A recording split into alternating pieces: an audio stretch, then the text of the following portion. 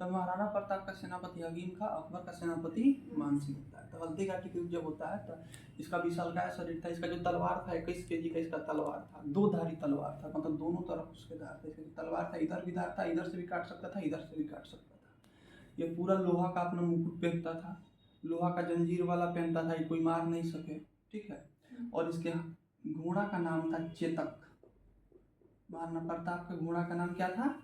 चेतक। महाराणा प्रताप के घोड़ा का नाम क्या था? चेतक घोड़ा का नाम है। और हाथी का नाम था राम प्रसाद। हाथी का नाम क्या था? राम प्रसाद। बहुत भी क्वेश्चन पूछ चुका है। महाराणा प्रताप का घोड़ा का नाम चेतक और हाथी का नाम राम प्रसाद। जब युद्ध के मैदान में महाराणा प्रताप जाता है तो अकबर के बहुत सारे सैनिक थे। 21 केजी का इसका तलवार था जो सबसे उठ नहीं सकता एक हाथ से। ये अपने घोड़े चेतक पे बैठ के, अपना घोड़ा चेतक पे बैठ के युद्ध के मैदान में था। अचानक से अकबर का सैनिक इस पर अटैक करने आया और ऐसा कहा जाता है कि अपने तलवार से जो सैनिक और घोड़ा दोनों को आधा आधा काट दिया। आधा सैनिक आधा घोड़ा का धर एक साइड गिरा, आधा सैनिक आधा घोड़ा का धर बीच बीच से काट दिया पूरा। और इससे देखकर जो अकबर के जो सेना था उसमें हड़कंप मच गया। दानव आदमी है ये, इसे नहीं लड़ना है, ऐसा कहा जाता है। उसके बाद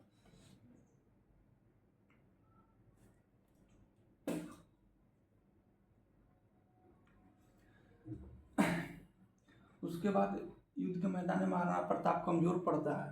जब कमजोर पड़ता है तो युद्ध के मैदान छोड़कर भागना चाहता है और ये जानता है कि मेरे भाई को सब मालूम है कि हम कहाँ भागेंगे, कैसे भागेंगे। तो चकमा देखे वहाँ से निकलता है तो एक बहुत बड़ा नाला है जो आज भी नाला वहाँ पे उपस्थित है। लंबा चौड़ा लगभग 12 फीट का नाला है। और चेतक जो था इनका घोड़ा, इनका पूरा इशारा समझता था, बहुत तेज घोड़ा था ये। और ये घोड़े पर बैठ के जब निकलते हैं तो घोड़ा इनका जान बचाने के लिए पूरा ताकत से उस नाला को, वो नाला अगर कूद जाता तो अकबर की सेना जो थी वो नाला कूद के उस पार नहीं आ सकती थी। उस नाले में पानी था, लेकिन ये चेतक जो था उस नाले को कूद गया। और कूदने के बाद वहीं पे चेतक की मृत्यु हो जाती है और महाराणा प्रताप वहाँ से उठ के भाग जाते हैं वहाँ से, ठीक है। वहाँ पर भी चेतक का समाधि स्थल ही बना हुआ है, ठीक है। वहाँ से भागते हैं तो चल जाते हैं जंगल में जाते हैं तो जो आदिवासी समाज का जो लोग है, भील, इसको याद रखना है, भील जनजाति के लोग उनको मदद करते हैं। दोबारा से जब अकबर की सेना जब आती है जंगल में तो भील जाति के लोग पहाड़ पर से पत्थर को वहाँ से लुढ़का देते हैं। ऐसी बहुत सारी सेना की मृत्यु हो जाती है। ऐसा कहा जाता है कि महाराणा प्रताप शेर के एक बार जंगल में थे और शेर इनको मार दिया, ऐसा कहा जाता है। लेकिन क्वेश्चन पूछा तो ऐसा बोला जाएगा कि अकबर ने महाराणा प्रताप को किस युद्ध में हराया था? हल्दी घाटी की 1576 में। भी यही क्वेश्चन, ठीक है। अकबर का सेनापति दोनों हो गया, ठीक है। अकबर एक दीन ए इलाही नाम धर्म का स्थापना करता है। पूछता है क्वेश्चन, दीन ए इलाही, दीन ए इलाही, सारे धर्मों को मिला के एक नया धर्म अकबर बनाना चाहता है। उस धर्म का नाम था दीन ए इलाही। और दीन ए इलाही को स्वीकार करने वाला एकमात्र व्यक्ति था बीरबल था। बीरबल किस जाति से आता था? ये पंडित जाति से आता था, ठीक है। बीरबल किस जाति से आता था? पंडित जाति से आता था, ठीक है। तो दीन ए इलाही जो धर्म को स्वीकार करने वाला एकमात्र व्यक्ति कौन था? बीरबल था, ठीक है। ये धर्म ज़्यादा चला नहीं, धर्म में ऐसे कोई एक्सेप्ट नहीं किया इस धर्म को, ये धर्म ऐसे ही रह गया, दीन ए इलाही, ठीक है। अब बीरबल अकबर ने ऐसा जब बताया था कि शेरशाह सूरी जब पढ़ा रहे थे तो बताया था कि शेरशाह सूरी को अकबर का अग्रदूत कहा जाता है। ऐसा कुछ ऐसा काम है जो शेरशाह सूरी करना चाहता, जो नहीं कर पाया, उसी काम को अकबर ने पूरा करवाया। जैसे ग्रांड ट्रंक रोड यानी जीटी रोड बनवाया, जो बहुत बार पूछ चुका है कि जीटी रोड किसने बनवाया? उसकी जो मरम्मत होगी वो अकबर करवाएगा, ठीक है। 10 साल बंदोबस्त, जमीन का जो बंदोबस्त सिस्टम था वो लगाया, ठीक है। एक जब्ती प्रणाली होता है, जब्ती, जिसके तहत अगर आप टैक्स नहीं भरते हैं तो आपकी ज़मीन जब्त हो जाएगी। तो जब्ती प्रणाली की शुरुआत भी किसने की थी? अकबर के समय हुई थी। अकबर के समय जब्ती प्रणाली की शुरुआत किसके समय हुई थी? अकबर के समय। 1580 ईस्वी में 10 साल बंदोबस्त आया। 10 साला बंदोबस्त। 10 साला मतलब होता है 10 साल। ठीक है, ये जमीन से रिलेटेड ही था और इसके जन्मदाता कौन थे? टोडरमल थे। टोडरमल कौन थे? जो शेरशाह सूरी के समय उनके दरबार में रहते थे, जमीन के लिए ये सब देखते थे। ठीक है, तो 10 साला बंदोबस्त भी कौन है? अकबर के समय में 10 साल में देखा जाता था हर जमीन का, 10 साल पे निरीक्षण किया जाता था कौन जमीन बंजर है, कौन जमीन खेती योग्य है, और जमीन के हिसाब से जो खेती योग्य जमीन है उस पर ज़्यादा टैक्स, जो बंजर जमीन है उस पर टैक्स नहीं दिया जाता था। तो इसमें जमीन के हिसाब से इसमें टैक्स लिया जाता था। ठीक है, तो 10 साला बंदोबस्त कब आया? 1580 ईस्वी में। और कौन इसके हेड होते हैं? टोडरमल। इसके हेड कौन होते हैं? टोडरमल। अकबर का गुजरात अभियान भी होता है। अकबर का गुजरात अभियान, गुजरात अभियान, गुजरात अभियान इतिहास का सबसे तेज द्रुतगामी अभियान। अकबर यहाँ से जो यहाँ के शासक थे उनको शांत करके लौटते ही रहता है कि फिर वहाँ के जो शासक थे गुजरात के, फिर से वो विद्रोह खड़ा कर देते हैं। तो अकबर फिर जाता है और वहीं से रिटर्न होता है तुरंत, और यहाँ के शासक थे उसको हराता है और हरा के वहाँ से आता है। ठीक है, और जब हरा के आता है तो गुजरात विजय के उपलक्ष्य में बुलंद दरवाजा का निर्माण करता है। बुलंद दरवाजा, बुलंद दरवाजा किसने बनवाया था? अकबर ने। किसके उपलक्ष्य में बनवाया? गुजरात विजय अभियान नहीं, गुजरात विजय। निमन ध्यान से सुनो। ठीक है, और गुजरात अभियान को सबसे फास्टेस्ट अभियान कहा गया, द्रुतगामी अभियान इसको कहा गया। ठीक है, एकदम तुरंत तुरंत अकबर लौट ही रहा था, फिर अकबर दोबारा गया, फिर से अभियान को पूरा किया और वहाँ के राजा को हराया और उसके उपलक्ष्य में बुलंद दरवाजा का निर्माण कराया। ठीक है, जो जजिया कर जो था, जजिया कर सबसे पहले कौन लगाया था? मोहम्मद कासिम। कब लगाया था? 712 में। ब्राह्मणों पर जजिया कर कौन लगाया? ब्राह्मणों पर जजिया कर, हाँ,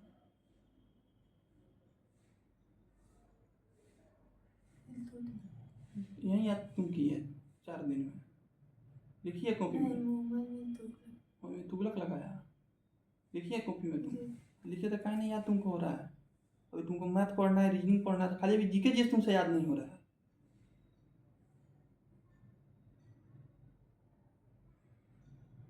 फिरोज शाह तुगलक लगाया। खाली जीके जी का भी कल आज से तुमको मैथ और रीजनिंग का चैनल देंगे, दोनों पढ़ना है हर दिन रोज एक वीडियो। गुजरात अभियान, बुलंद दरवाजा। ठीक है, तो जो जजिया कर था अकबर ने समाप्त कर दिया। जजिया, जजिया टैक्स को अकबर ने समाप्त कर दिया। जजिया टैक्स को कौन समाप्त कर देगा? अकबर समाप्त कर देगा।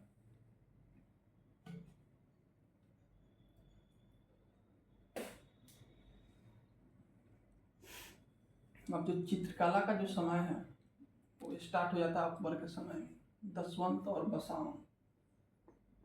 दसवंत और बसावन,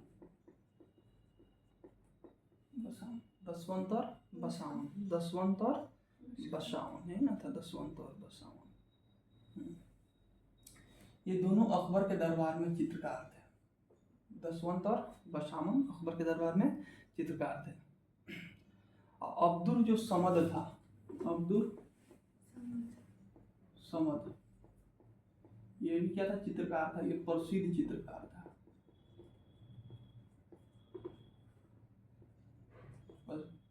दसवंत, बसावन, अब्दुल समद ये अकबर के समय के चित्रकार थे। जो चित्रकारी का जो स्वर्ण युग कहा जाता है जहांगीर के काल को कहा जाता है, लेकिन जो शुरुआत हुआ वो किसके काल में हुआ? अकबर के काल में। दसवंत, बसावन, अब्दुल समद। ठीक है, अकबर के दरबार में 9 रत्न थे। 9 रत्न, 9 रत्न थे अकबर के दरबार में। ठीक है, जो तानसेन थे वो प्रसिद्ध संगीतकार थे। 9 रत्न में कौन थे? तानसेन थे। और ये कौन थे? प्रसिद्ध संगीतकार थे। संगीतकार तानसेन कौन थे? वीडियो फ्रेश आ रहा है ना? तानसेन कौन थे? प्रसिद्ध संगीतकार थे। ठीक है, तानसेन का ये भी, तानसेन किस जाति से? पंडित जाति के ही थे। इनका जो दूसरा नाम था रामतनु पांडे था। क्या था? रामतनु पांडे। रामधनु, ये कौन सा गान गाया है? ध्रुपद। ध्रुपद बहुत VVI क्वेश्चन है। ध्रुपद गायन कौन गान था इनका? ध्रुपद गायन था। दशवंत बसावंत, अब्दुल समद ये चित्रकार थे। नवरत्न अकबर के दरबार में रहते, जिसमें तानसेन हो गए, बीरबल हो गए, टोडरमल हो गए, ठीक है। जो 10 साला बंदोबस्त टोडरमल जो स्टार्ट करते हैं, मुल्ला दो प्याजा हो गया, ऐसे 9 रत्न थे, ठीक है, जो अपने अपने क्षेत्र के बहुत प्रसिद्ध थे। तानसेन प्रसिद्ध चित्रकार संगीतकार थे। तानसेन का दूसरा नाम हो गया रामतनु पांडे, और ये कौन सा गायन था? ध्रुपद गायन था, ठीक है। ये कौन सा गायन था इनका? ध्रुपद गायन था, ठीक है। अकबर के जो शासन काल हुआ उसमें सबसे प्रमुख विशेषता क्या थी? विशेषता मनसबदारी व्यवस्था। मनसबदारी व्यवस्था थी। मनसबदारी, अकबर को मनसबदारी व्यवस्था के लिए ही याद किया जाता है। ये मनसब दिया जाता है, आज जैसे पोस्ट है ना, DM SP, ये मनसब देता था। जिसका सबसे ज़्यादा मनसब होगा, मनसब एक तरह का पोस्ट समझ लेना है इसको, जिसका सबसे ज़्यादा मनसब होगा उसको हाई पोस्ट मिलेगा, ठीक है। तो अकबर के दरबार में मनसबदारी व्यवस्था के लिए इसको याद किया जाता है। अकबर के समय में सलीम चिश्ती सिलसिले के एक थे, सलीम चिश्ती। और ऐसा कहा जाता है कि अकबर को बेटा नहीं हो रहा था, ठीक है। तो अकबर को बेटा नहीं हो रहा था, तो अकबर खाली पैर सलीम चिश्ती के दरबार में जाता है और विनती करता है कि हमको बेटा अगर हो जाए तो हम इसी के नाम पे अपने बेटा का नाम रखेंगे। तो अकबर का बेटा होता है, उसका नाम क्या होगा? सलीम। नाम क्या हो गया? सलीम। और यही सलीम बाद में जाके जहांगीर बनेगा, जहांगीर बनेगा, ठीक है। सलीम चिश्ती उसके दरबार में रहते थे और उसी के दरबार में उसी के नाम पर अपने बेटा का नाम क्या रखते हैं? सलीम रखते हैं, ठीक है। तो अकबर ने दीन इलाही धर्म की स्थापना की थी, ठीक है। हरमदल से मुक्ति, तीर्थयात्रा कर समाप्त किया, जजिया कर समाप्त किया, 576 में हल्दी घाटी का युद्ध लड़ा, ठीक है। अकबर का जो शव था वो कहाँ दफनाया गया था? सिकंदराबाद। पहला वीडियो में बता दिए थे कहाँ दफनाया गया था? सिकंदराबाद। अकबर का जो शव था कहाँ दफनाया गया? सिकंदराबाद में दफनाया गया। आगरा का जो लाल किला, दिल्ली का लाल किला हो गया, एक आगरा का लाल किला। आगरा का लाल किला ये किसने बनवाया था? अकबर ने बनवाया था। आगरा का लाल किला किसने बनवाया था? दिल्ली का लाल किला शाहजहां बनवाएगा, आगरा का लाल किला कौन बनवाएगा? अकबर बनवाएगा, ठीक है।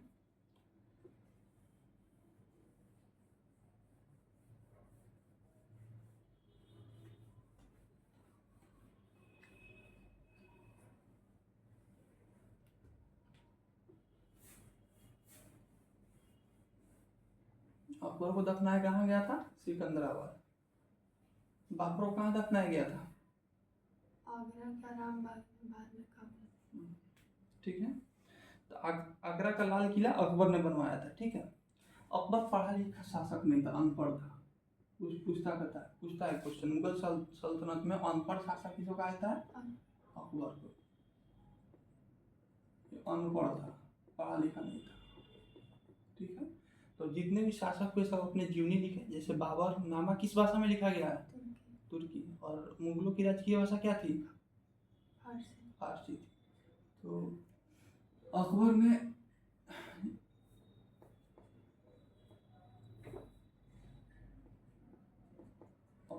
नामा लिखाया, ठीक है।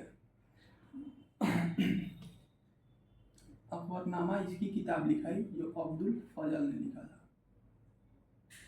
अब्दुल फजल कौन है? बैरम खां का बेटा था, ठीक है। अब्दुल फजल कौन है? बैरम खां का बेटा था। तो यही अकबर के बारे में इसकी जीवनी लिखी, जिसका नाम दिया अकबरनामा। इसलिए क्वेश्चन पूछता है क्योंकि सारे, एक तो बाबर वाला पूछ देगा किस भाषा में था, एक राजकीय भाषा पूछ देगा, नहीं तो अकबरनामा की रचना किसने की ये पूछ देगा, ठीक है। तो अब्दुल फजल ने अब कुछ साहित्य के हिसाब से काम किया। एक तो महाभारत का फारसी में अनुवाद कराया, क्योंकि इसकी राजकीय भाषा क्या थी? फारसी थी। और फारसी में अनुवाद करा के रजनामा इसका नाम दिया। रजनामा, महाभारत का नाम क्या दिया? रजनामा दिया। ठीक है। अकबर के काल को हिंदी साहित्य का स्वर्ण युग कहा जाता है। हिंदी बोलते हैं क्वेश्चन, हिंदी साहित्य का स्वर्ण युग। स्वर्ण युग अकबर के काल को क्या कहा जाता है? हिंदी साहित्य का स्वर्ण युग कहा जाता है। ठीक है। अकबर ने बीरबल को कवि प्रिय की उपाधि दिया था। ठीक है। बीरबल को किसका उपाधि दिया था? कवि प्रिय का। कवि प्रिय का उपाधि किसको दिया था? बीरबल को। बीरबल को कवि प्रिय की उपाधि किसको दिया था? बीरबल को दिया था। ठीक है। बुलंद दरवाजा बता दिए। ठीक है।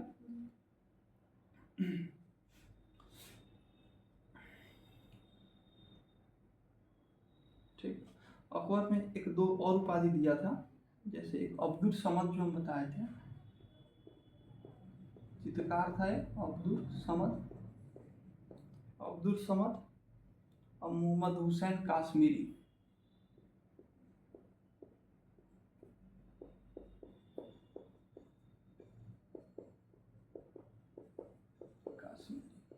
डिटेल वाला क्वेश्चन हो गया।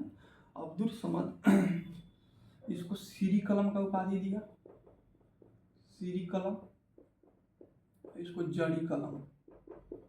जड़ी कलम, कश्मीर में जड़ी का ज़्यादा काम होता है इसलिए इसको जड़ी कलम। मोहम्मद हुसैन काश्मीरी को जड़ी कलम, अब्दुल समद जो चित्रकार था उसको सीरी कलम का उपाधि दिया अकबर ने। ठीक है।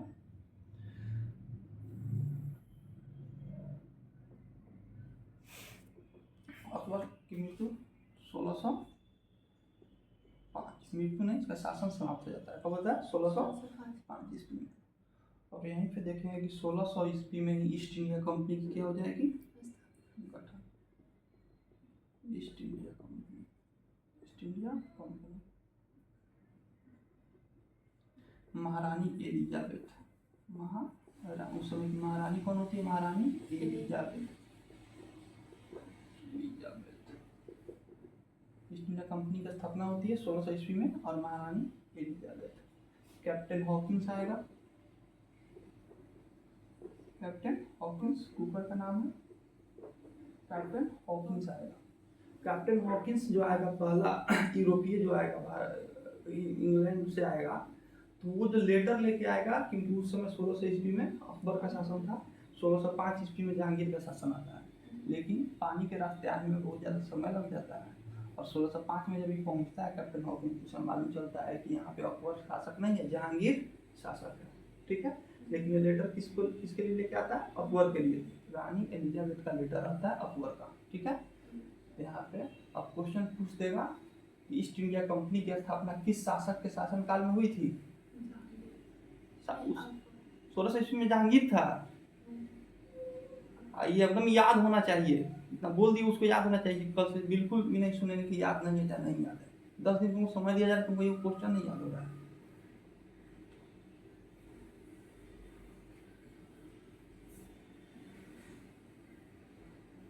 अब यहाँ से अकबर का कहानी खत्म हो जाएगा। अब आएगा जहांगीर। अकबर का कौन आएगा? जहांगीर। जहांगीर का क्या नाम हो जाएगा? बचपन का नाम? सलीम। और एक बाद में क्या बनेगा? जहांगीर बनेगा।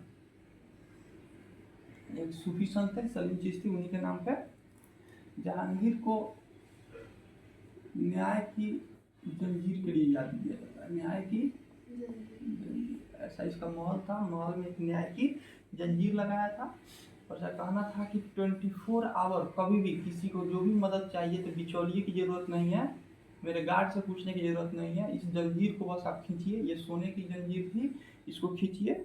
और खींचने के बाद तुरंत राजा के महल में आवाज़ आता था और तुरंत जहांगीर एट ए टाइम उसका डिसीजन करता था। ठीक है।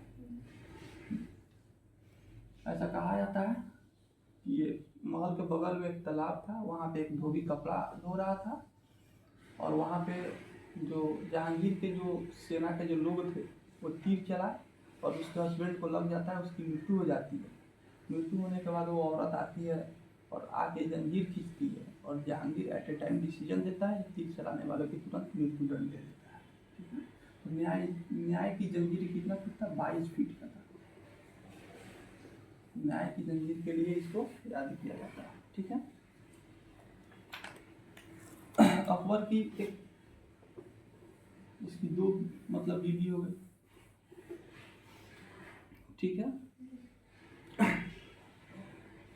एक तो हो गई मेहरुनिसा, जिसको नूरजहां कहा गया। नूरजहां, नूरजहां मतलब होता है जहां में सबसे सुंदर। इसका नाम मेहरुनिसा, मेहरुनिसा। और एक अनारकली, अनारकली। ठीक है। इसका जो हस्बैंड था अनारकली का, एक युद्ध में ये मारा गया था। उसके बाद जहांगीर को ही पसंद आता है, जहांगीर भी इससे शादी कर देता है। ठीक है। तो मेहरुनिसा और अनारकली। ठीक है। इसकी इसलिए एक गाना भी आया था सलीम और अनारकली पे, इसे याद रखना है। सलीम के ही दरबार में अनारकली थी। ठीक है। नूरजहां का दूसरा नाम क्या था? मेहरुनिसा। ठीक है। नूरजहां की जो माँ थी अस्मत बेगम, इसकी नूरजहां की माँ कौन थी? अस्मत बेगम, अस्मत बेगम। इसने ही इत्र का आविष्कार किया था।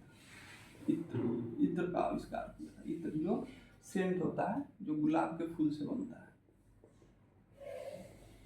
इत्र का आविष्कार अस्मत बेगम ने किया था, जो नूरजहां की माँ थी।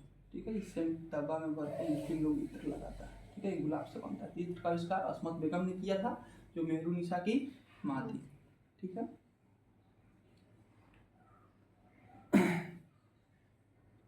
एक तो शाहजहां हुआ और एक खुसरो हुआ। ठीक है। तो इसके शरीर से, नूरजहां के शरीर से कौन हुआ? शाहजहां। खुर्रम कहा गया। बचपन नाम का क्या था? खुर्रम था। और एक हो गया खुसरो। खुसरो, खुसरो जो अनारकली के शरीर से था। खुसरो, तो खुसरो चाहता था कि हम गद्दी पर बैठे, और इसके जो मामा थे वो भी इसके सेनापति में थे, जहांगीर के। और इसलिए ये सेना में विद्रोह कर देता है। और इस विद्रोह में जो सिखों के जो 5वें गुरु होते हैं अर्जुन देव, सिखों के 5वें गुरु कौन होते हैं? अर्जुन देव। वीडियो फ्रेश आ रहा है ना? अर्जुन देव, सिखों के 5वें गुरु कौन होते हैं? अर्जुन देव। वो खुसरो की सहायता कर देते हैं। तो नूरजहां के संतान कौन हो गया? शाहजहां, जिसको खुर्रम कहा गया। ठीक है। एक खुसरो था, जो अनारकली का बेटा था, खुसरो।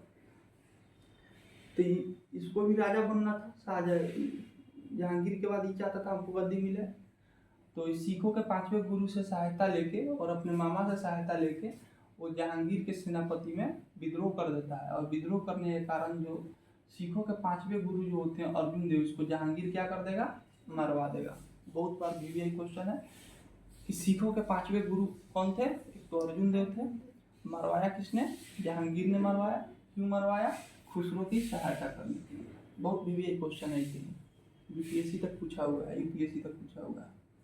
सिखों के 5वें गुरु अर्जुन देव किसकी सहायता किए थे? खुसरो को। मरवाया किसने? जहांगीर ने मरवाया। ठीक है।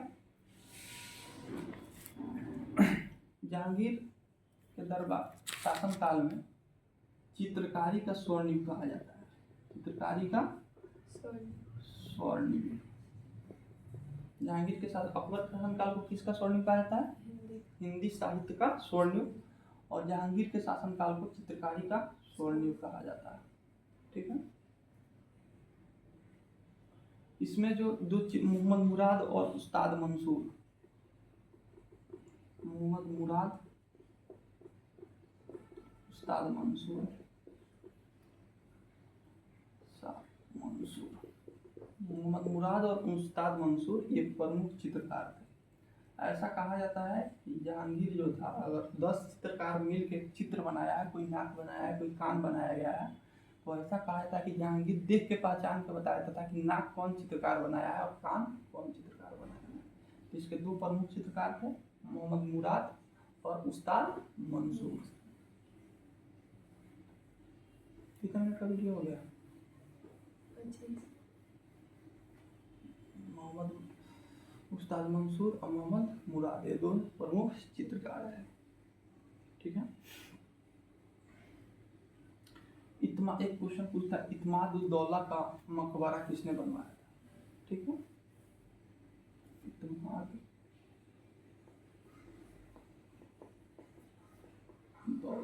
इत्माद-उद-दौला का मकबरा नूरजहां ने बनवाया था। नूरजहां ने बनवाया था। इत्माद-उद-दौला का मकबरा किसने बनवाया था? नूरजहां। और इसी मकबरा में पित्रा-उद-दौला का कढ़ाई किया गया। पित्रा-दुरा। तो ये जो मकबरा बना इत्माद-उद-दौला का मकबरा, मुस्लिम में जब मरता है कोई तो उसका मकबरा बनाया जाता है। तो इत्माद-उद-दौला का जो मकबरा था वो नूरजहां ने बनवाया था और इसमें पित्रा-दुरा का काम किया। पित्रा-दुरा मतलब जो महंगे महंगे जो पत्थर होते हैं, हीरे मोती होते हैं, उसको लगा के बनाया जाता है। ठीक है, चित्रकारी किया जाता है उससे। तो पित्रा-उद-दौला पूछ देता है। ठीक है, पित्रा-उद-दौला का जो जड़ाऊ जो काम था किस मकबरे में किया गया है? इत्माद-उद-दौला के मकबरे में किया गया है। और जहांगीर का जो मकबरा था वो भी कौन बनवाया था? नूरजहां ने बनवाया था। ये बहुत वीवीआई क्वेश्चन है। जहांगीर का मकबरा कौन बनवाया था? मकबरा, जहांगीर का मकबरा कौन बनवाया? वीडियो फ्रेश आ रहा है ना? जहांगीर का मकबरा कौन बनवाया था? नूरजहां ने बनवाया था। बहुत बार क्वेश्चन पूछ चुका है। जहांगीर का मकबरा कौन बनवाया था? नूरजहां ने बनवाया था। अब जहांगीर के ही काल में कौन आएगा? कैप्टन हॉकिंस आएगा। कौन आएगा? कैप्टन हॉकिंस आएगा। पत्र किसका लेके आएगा? अकबर का।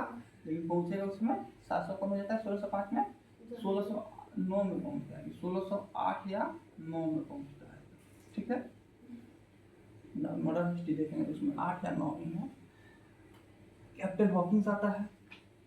कैप्टन हॉकिंस आता है, पूछता है जहांगीर के दरबार में कौन आया था? Captain Hawkins. और भी लोग आए थे उस समय। ठीक है, एक थॉमस रो भी आया था।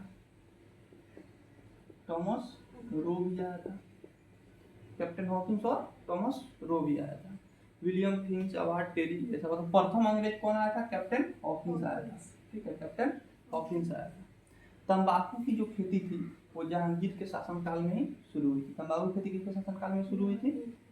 जहांगीर की समय ही शुरू हुआ था तंबाकू का खेती। ठीक है,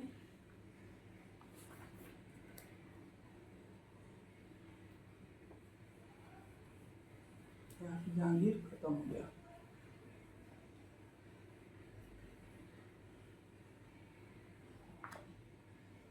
और शाहजहां,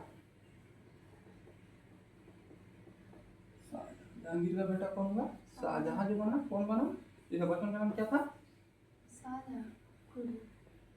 खुर्रम। इसका बचपन का नाम क्या था? खुर्रम था।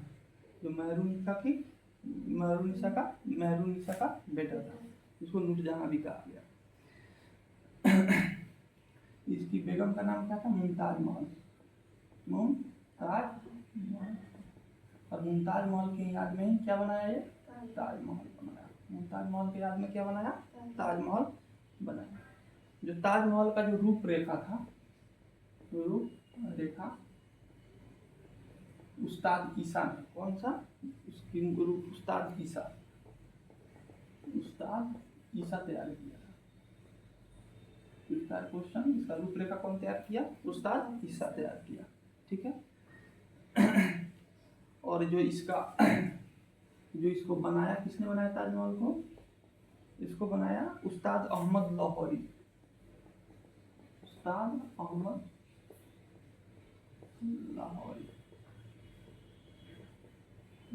ठीक है, खुर्रम बचपन, शाहजहां का बचपन का नाम खुर्रम। मुमताज महल के आदमी ताजमहल बनाता है।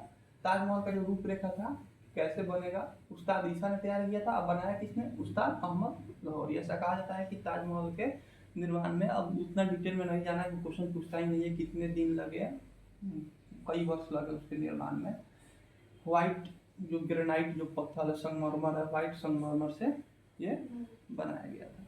ठीक है, और उस्ताद अहमद लाहौरी ने इसको बनवाया था। इसने एक मयूर सिंहासन भी बनाया। मयूर सिंहासन बनाया। मयूर सिंहासन। ठीक है, जो बाद में मयूर सिंहासन लूट के चला जाएगा। ठीक है, आगे मॉडर्न हिस्ट्री में पढ़ाएंगे। मयूर सिंहासन किसने बनाया था? शाहजहां। मयूर सिंहासन किसने बनाया था? शाहजहां। शाहजहां ने बनवाया था। मयूर सिंहासन किसने बनवाया था? शाहजहां ने। शाहजहां के काल को स्थापत्य कला का स्वर्ण युग कहा जाता है। इसका कला का यानी बिल्डिंग वाला, ठीक है। एक तो ताजमहल बनवाया, एक लाल किला बनवाएगा, लाल किला बनवाएगा जिसका आज भी झंडा फहराया जाता है, ठीक है। हाँ किसका?